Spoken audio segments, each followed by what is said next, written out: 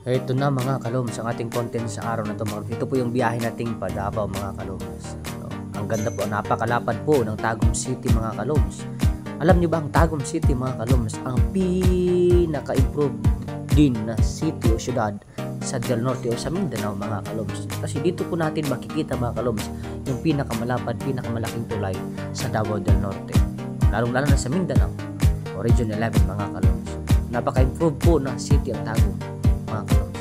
Tingnan nyo po yung coconut tree ba to o palm tree mga kaloms. No, napaka laki, napaka yabong po, napaka gandang tingnan, both side po, left and right po mga kaloms. Wow mga kaloms, kung saan man kayo ngayon nabibiyahe, nagtatrabaho, mag-ingat at mahalin ang trabaho. I-enjoy ang lahat ng inyong ginagawa. At huwag kalimutan manalangin, huwag kalimutan magpasalamat sa Panginoon sa may kapal, kasi ang buhay natin ay biyaya ng Diyos araw-araw. Tingnan niyo po, napakalapad. Kitang-kita po ang itaas, no? Wow, amazing.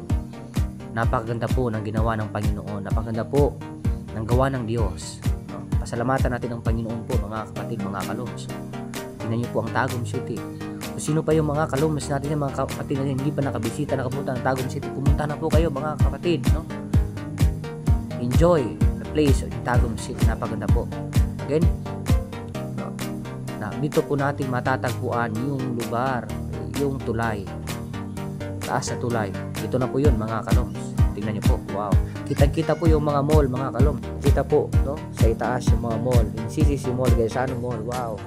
At itong daan na to, pauwi kami patungo sa Davao de Oro mga kaloms. Again, maraming salamat po sa inyong walang asawang suporta kay kaloms. God bless po at mag-ingat. Tulungan po tayo mga kapatid. Don't forget to share, like po mga kaloms kung nagagandahan kayo sa content natin sa araw na ito. Magandang gabi po.